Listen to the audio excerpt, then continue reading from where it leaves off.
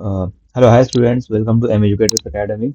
Today we are going to take a topic of grade 12 CBSE, electromagnetic induction. This is not only there for CBSE, but this is for all syllabus, even in Telangana also. Because if you're writing NEET and JEE, okay, in our intermediate syllabus also we have this, but we won't. In intermediate syllabus, you can just mug up a few specific questions and you can go and you can score good. But that's not the case in CBSE, and that's not the case in NEET and JEE. So whether you are in intermediate, whether you are in any part of India, or whether you're studying CBSE, whichever syllabus you're studying in India, you need to know this concept because this will be there in NEET and JEE also. And what basics are required for this concept? Grade 10 basics are required. Okay. So anyway, I'm trying to make my video short, so that's the reason I may take some quick explanation. So just students see from our lower classes, we know that, this year also in grade 12, in our previous chapter, we have seen Oersted experiment. So what Oersted has done, okay, he has concluded that a current carrying conductor produces a magnetic field. Now, after that, scientists puzzled, okay, and they were thinking if a current carrying conductor can produce as a magnetic field, isn't it possible that a magnetic field, if we use magnetic field, can't we produce electric current? So they were puzzled by that. So various scientists, they started doing their experiments, and two noted scientists are home. One is Faraday, who I think is from England, and the other one is what Henry. Okay, both worked at the same time, but Henry was in USA and Faraday was in England. Okay, and they were doing their experiments independently. So we have Faraday's experiments here in our syllabus, so we will be going for that. And both the results are almost the same, Henry and Faraday results. Okay, now, what Faraday has done, chalo baba, what I'll do is I'll take coil, and here I'll just put a galvanometer to it. Why we are putting galvanometer? If there is a small current also, it can detect the detect that current. Okay, so now he placed some magnetic field. Okay, and he just placed this magnetic field. He didn't do anything basically. Okay, when he didn't do anything, he saw no change here, no change. So how results are concluded, children in physics or any other field by doing various experiments. So just if you're doing an experiment, you won't get the result immediately. Okay, so he has done, no, he didn't get any result. Again, later what he did was, okay, so he took a bar magnet, and again he took the same setup, and he started moving bar magnet here, towards this coil, you can say. Okay, so then what he has seen? He has seen a deflection in the galvanometer here. Okay, so again, okay, he concluded, oh, there is current produced. Oh, okay, so no problem. Then later, what he did? He tried to move away this bar magnet from this setup. So what happened? He has seen a deflection in the opposite direction. Chalo, then still he want to do some new experiment. So while doing some new experiments, he has done another experiment now. Okay, so he has taken the same setup. By taking the same setup, what he did is he took another what you can say conductor, current flowing conductor. So now after current flowing conductor, what he did, he put that conductor again the same. He saw no effect. Now again, what he did, he tried to move this conductor towards, like he did for the bar magnet. Then he had seen deflection. Again, he moved in the opposite direction. He got a deflection. Why? We know that electric current also produces magnetic field. So maybe these were producing some magnetic field lines, and due to those magnetic field lines, okay, when he was moving it, then maybe there was a deflection. Okay, again the same thing like here also. Okay, so okay, that he concluded anyway. Next, in the fourth case, what he did, he took this electrical conductor, okay, by arranging a battery and all that in the setup, but he used a tap key now. Now, why tap key is used to on and off, isn't it? To just make the circuit close and open. Okay, when he closed the circuit, so what happens? Suddenly, at that particular moment, he has seen a deflection. But later, when the current was flowing, he didn't see any deflection. Then again, what he did is he opened the circuit. When he opened the circuit, so what happened?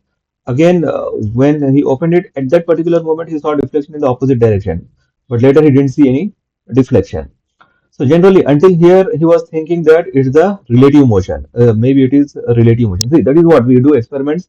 in different ways. Okay, when we are doing experiment once, we may be getting some result, but our conclusion may be different. When we are doing experiment next, maybe our conclusion is different.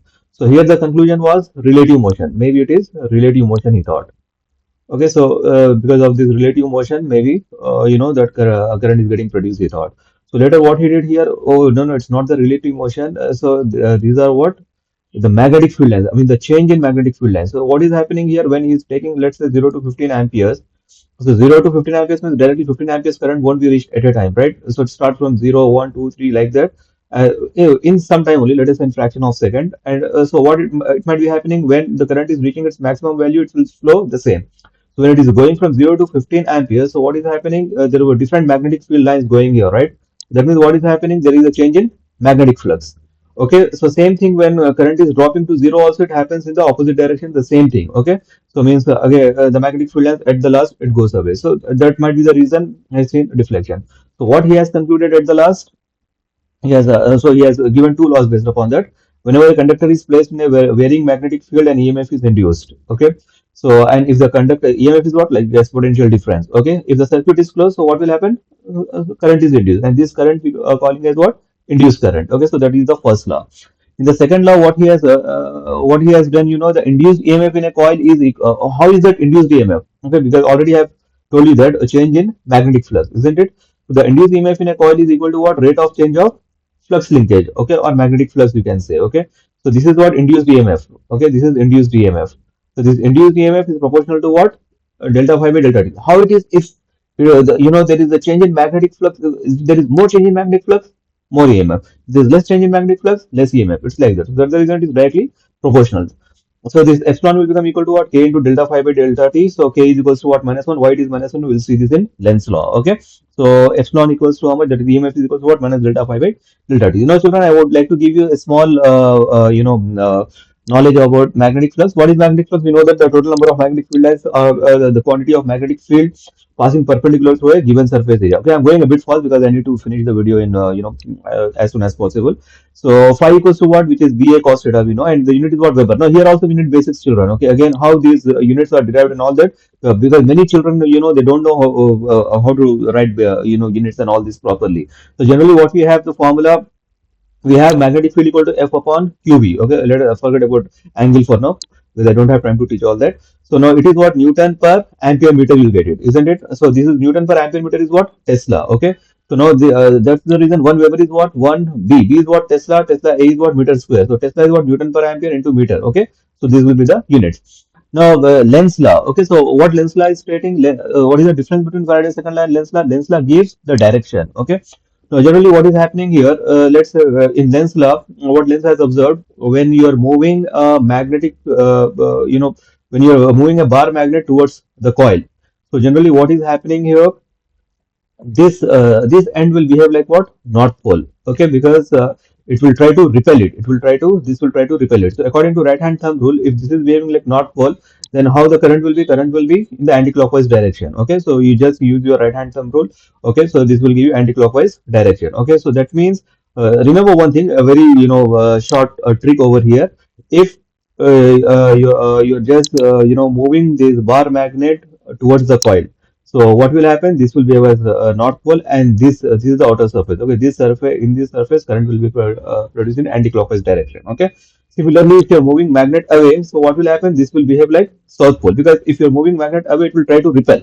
So the if it has to try to repel means this should become north pole. Okay, so because the opposing force we need now, so north pole. Okay, so that's the reason here it is anti-clockwise direction. Again, if this magnet is going away from this, so then it will try to attract. If you try to attack means this should behave like what? South pole. If this should behave like south pole means what? Again, you can use right hand thumb rule. In my regular classes, I'll teach you what is right hand thumb rule and everything in a proper way. But I'm giving you a trick. If it is south pole means what? It is in the opposite direction. So here the current will be what? In clockwise direction here. Okay.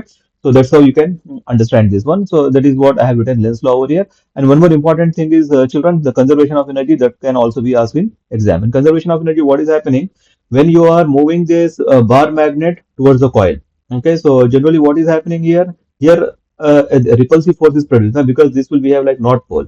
When repulsive force is produced, now you are trying to just do work against this repulsive force. You're trying to do work against this repulsive force. So and that work is stored as what here? Electrical energy. Okay, that's the reason you get minus sign over there. Okay, we have seen Faraday's second law also. Now, that's the reason. So same thing here. It is what when it is behaving when here it is trying to attract. Now you're doing work against this attractive force. When you're doing work against this attractive force, okay, so what will happen? That extra work is stored as what? Electrical energy over here. Okay, that's how conservation of energy is followed over here. Okay, so okay children, so you should know all these things properly over here. So yeah, basics are important, and everything we will teach you in a proper way, because for I'm telling you, NEET and JEE children, they don't know all these basics and everything. See, everything is related to the concept. First Oersted experiment, then Faraday's law, and then Lenz law. In Faraday's law, what is happening, what experiments he did, Lenz law, he did. In grade 10, you have studied those Faraday's law, small, experiments over there. Okay, so that's the basics here. So here, basics are required. You need to have the subject knowledge. Okay, for all these things, inshallah, we'll teach you in a very enjoyable way.